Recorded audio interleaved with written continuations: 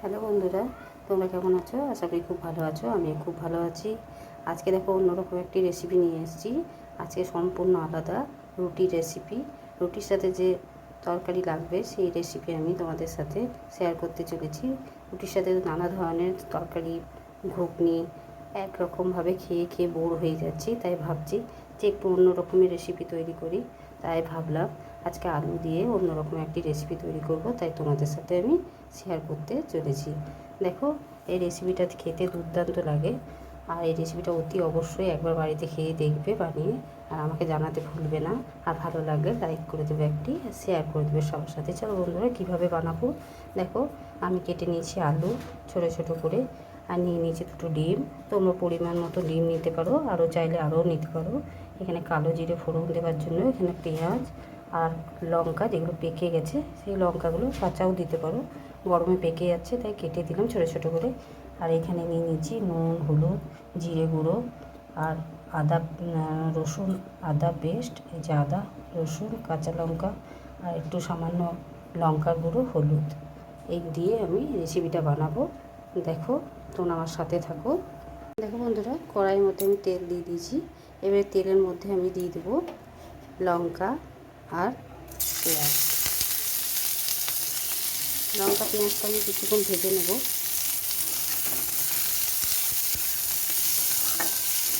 তারপর আমি ডিমটা ভেঙে দিয়ে দেবো।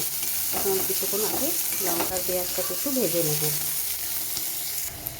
দেখো বন্ধুরা, কিছুক্ষণ আমি লঙ্কা পেঁয়াজটাকে ভেজে নিলাম।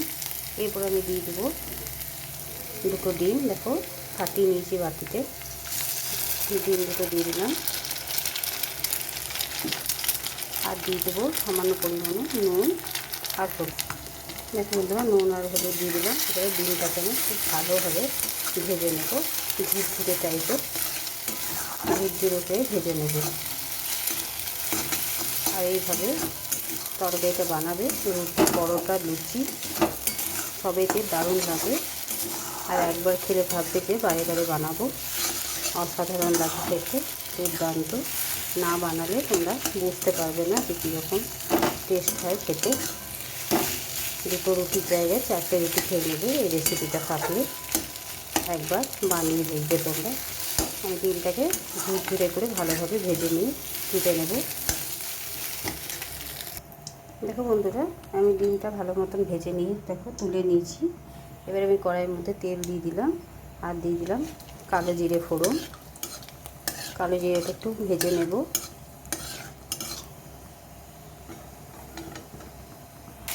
দেখো বন্ধুরা, কালো জিরেটা ভাজা হয়ে গেছে। এরপর আমি দিয়ে দিলাম আলু আর সামান্য পরিমাণে হলুদ, যাতে আলুর কালারটা ভালো আসে, তাড়াতাড়ি ভাজাও হয়ে যায়।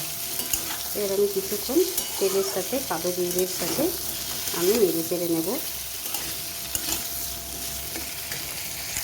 আলুটা বেশ কয়েকবার নেড়ে চেড়ে নিয়েছি কালো জিরের সাথে। এবারে দিয়ে দিচ্ছি সামান্য পরিমাণে রসুন বাটা। রসুন বাটাটা দিয়ে কিছুক্ষণ আমি নেড়ে চেড়ে নেব। তারপর একে একে সমস্ত মশলাগুলো আমি দিয়ে দেবো। রসুনটাকে একটু আলুর সাথে কষিয়ে নিই, যাতে রসুনের গন্ধটা না থাকে। তারপর আমি সমস্ত মশলাগুলো একে একে দিয়ে দেবো। দেখো বন্ধুরা, রসুনটা দিয়েও বেশ কয়েকবার নেড়ে চেড়ে নিলাম, আর ভালো মতন কষানো হয়ে গেছে। রসুনের গন্ধটা একদম চলে গেছে। এবারে দিয়ে দেবো সমস্ত মশলা, গুঁড়ো মশলা, কাঁচা লঙ্কা পেস্ট, সমস্ত সব কিছু ভালো মতন জলের মধ্যে গুলে নিয়ে আমি দিয়ে দিলাম। এবারে একইভাবে এই মশলাগুলোকেও আমি কষিয়ে নেব, যাতে কোনো রকমভাবে কাঁচা গন্ধ না থাকে। তাই আমি বেশ কয়েকবার নেড়ে চেড়ে কষিয়ে নেব। দেখো বন্ধুরা, সমস্ত মশলা দিয়ে ভালোভাবে কষিয়ে নিয়েছি ঢাকা দিয়ে। এবারে আমি দিয়ে দেবো জল, পর্যাপ্ত পরিমাণে জল, যাতে ভালোভাবে আলুগুলো সেদ্ধ হয়ে যায়। এবারে আমি ঢেকে দেবো। ঢেকে দিয়ে দেখে নেবো মাঝে মাঝে চেক করে যে আলুগুলো সেদ্ধ হয়েছে কিনা। যতক্ষণ না সেদ্ধ হয় ততক্ষণ আমাদেরকে অপেক্ষা করতে হবে। দেখো বন্ধুরা, তরকারিটা প্রায় হয়ে এসছে। এবারে আমি দিয়ে দেবো এই সময় ভেজে রাখা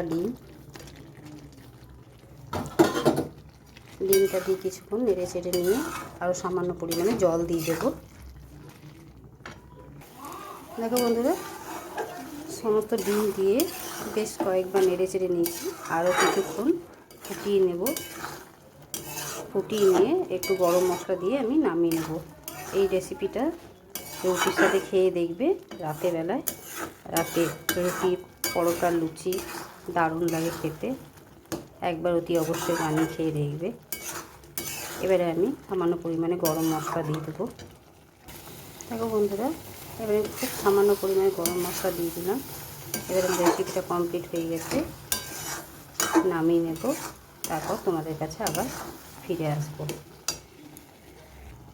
দেখো বন্ধুরা, টমেটোটা আমি দিতে ভুলে গেছিলাম, তাই আমি সামান্য পরিমাণে টমেটোর বদলে একটু টমেটো সস দিয়ে দিলাম।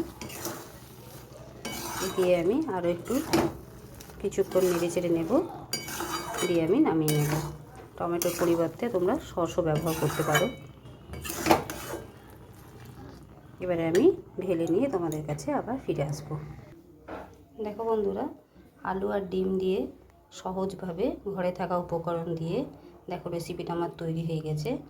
তোমাদের যদি ভালো লেগে থাকে তাহলে লাইক, শেয়ার এবং চ্যানেলটিকে সাবস্ক্রাইব করে দেবে বন্ধুরা। এখনকার মতো এতটুকুই। আবার কালকে অন্য কোনো রেসিপি নিয়ে ফিরে আসবো। তোমরা ভালো থেকো,